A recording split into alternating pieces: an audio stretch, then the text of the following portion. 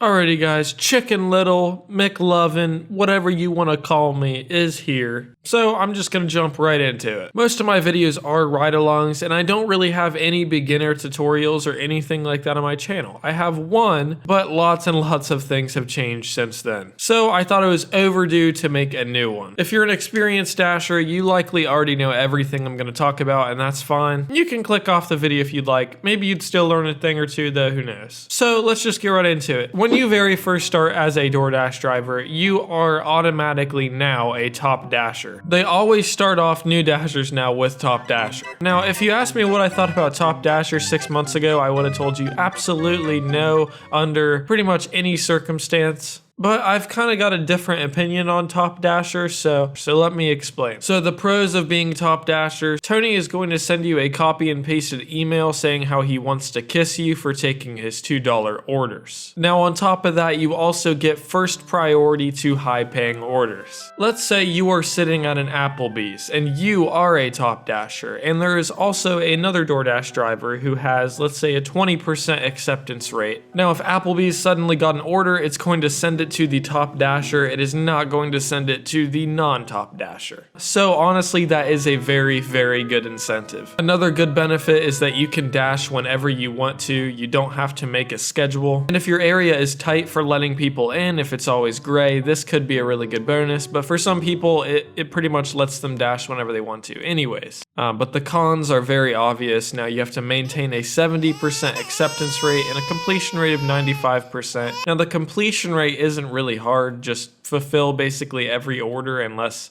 you're waiting forever. Now the controversy obviously comes from taking 70 out of 100 orders. There's some days where it feels like every order you get is $4 for 7 miles, and obviously never ever take anything like that. That is not worth anybody's time, and you're likely going to make less than minimum wage if you take orders like that. With that being said, I actually still think it's something you should consider. Now when you're dashing, and whether you're new or whether you're just considering going for top dasher to see if it's worth it, my advice is just to take everything that's at least a minimum of $1 per mile. Don't really worry or focus on your acceptance rate. Just focus on doing all the trips that you think are worth your time. As well as if you're new, just learning the area, learning which restaurants are worth your time. Okay, so it's your first week, first 100 deliveries or so. Check your acceptance rate. Whatever it is, do you think, as someone who's running your business as an independent contractor, do you think it would make sense for you to try and bump that up to 70% and still be profitable?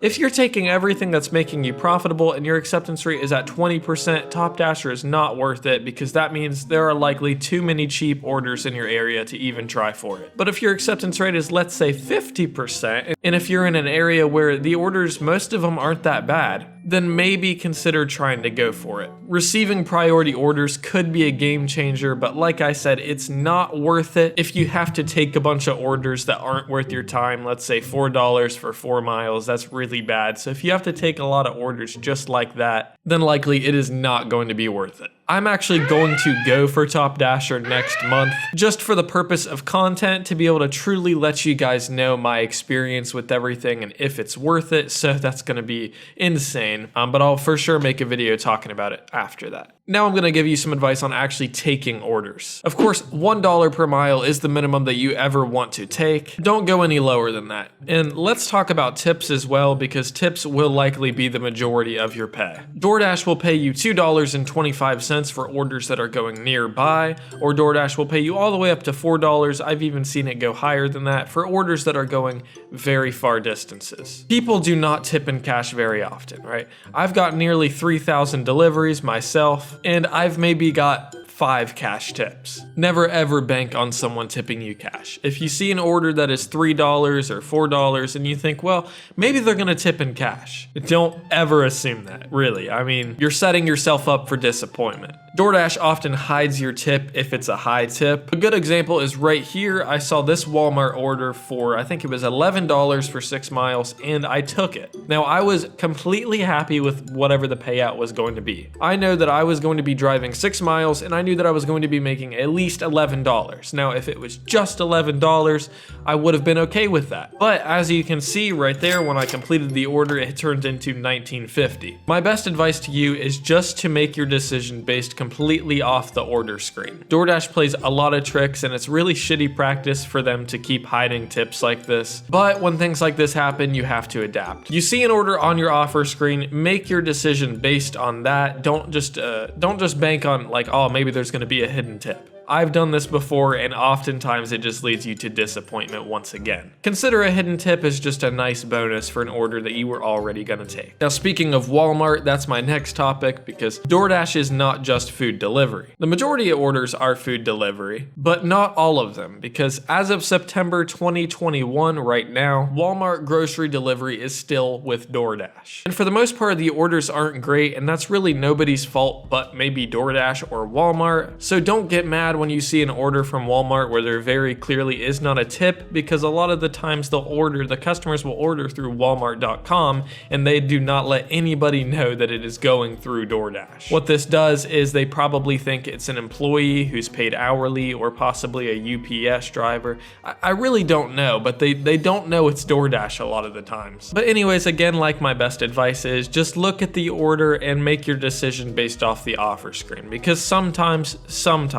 Walmart orders can be really, really big. Now, there are times where you could be delivering, let's say, 4 cases of water on the 3rd story of an apartment, or possibly even a TV. I know some people have delivered bicycles. So as long as you're okay with lifting that much and doing that much work, some of these orders can pay really well. CVS, Walgreens, Meijer, we got PetSmart, GameStop, lots of these stores are on DoorDash as well. And I really can only recommend CVS, Walgreens, and Meijer. Any of the other one, oh, we got Rite Aid as well. Any of these other ones I would not recommend. I've never, ever seen a good paying order from Rite Aid, PetSmart, any of those pet places. But for the CVS, Walgreens, and Meijer orders, like I said, you shop for them yourself and you pay with the red card that DoorDash sends you when you very first start. Most of the times these ones pay pretty well because they're not really high in miles and you can see how many items you're getting beforehand. So where do you go to receive orders? Because obviously DoorDash has in the very bottom hotspots. This is what they are saying is the busiest restaurant in your area. Now, I wouldn't swear on it, but I'm almost completely certain that the way that hotspots work is that it sends you to restaurants that other Dashers are not at. From my experience, it doesn't necessarily mean that that restaurant is getting the most orders. It just means that those orders need fulfilled when they're there because there's no Dashers there. Regardless if that's true, hotspots in general are just not super accurate. So this is just something you're just going to learn as you go on. In general, you want to stay away from fast food restaurants and try to go to maybe sit down or higher paying restaurants. Like for me, I sit in this one little spot that's right in between Applebee's, Popeyes, Taco Bell, and Bob Evans, and it seems to work out really well for me. Okay, this next part, we're gonna very quickly talk about taxes because I'm not a tax accountant and you should really take everything I say with a grain of salt. Did I miss something? I think you did. I was recording and then I took a giant shit and then I had to come back. Doing the pink one in the stink. Thanks. There's apps like Stride or Gridwise that you can use to do this. And I know some people do the old-fashioned way where you just get a notebook out and write your odometer down. So whatever works for you, but you get to write off 56 cents for every mile that you drive. This is a direct deduction from your income. So let's say you made $40,000 in 1 year with gig work. And let's say for DoorDash, you drive 30,000 miles to make that $40,000. You basically now get to report that you made $23,200. And there are other write-offs and different complications on top of this that I will probably do a separate video for, but I don't want to get too in depth. But basically, you now pay 20 to 30% on that, which in this case would mean you would pay just about $6,000 at the end of the year on the $40,000 that you made. So just about 15% after everything given. So if you're doing this full-time, make sure to save quite a bit of money. Now, lastly, there's just a few more points I want to go over. So this job does cover customer service, absolutely does. Sometimes you'll have to talk to customers and merchants, and not everything's going to go smoothly. Sometimes restaurants will be out of things, or they're not going to fulfill the order, or customers will give you the wrong address, or they won't have numbers on their house. Sometimes things suck. This probably happens once a day, but it's just how you deal with it that kind of stands you out from the crowd. Don't be that guy that goes into restaurants tapping with your foot, shoving your phone in their face. If you don't want to wait, don't be rude to the employees. I've seen this all the time. Some Dashers are serious assholes. But if you do choose to wait, it's nice to text the customer, but only really if you're waiting maybe 10 minutes or more. Just a short text to keep them updated. Now, don't text every single customer, "I just arrived at the restaurant. I'm your Dasher. I'm excited to be with you today." A lot of times it will actually make customers mad, or if you send them memes, people send them memes. I just never understood that. So really only in a situation where you feel like you need to, I would text them and just kind of let them know what's going on. Now, there's the concept of stacked orders that I didn't go over. So sometimes DoorDash will offer you either 2 orders at once, or once you pick up 1 order, they will offer you a second order on top of that. Now, please think this one through because DoorDash clearly does not. Sometimes what will happen is if you take an order and then it stacks you with a slow restaurant, you don't want to take that stack. Even if the pay is good, that a lot of the times can have you leaving your food from the first customer in your car for way too long.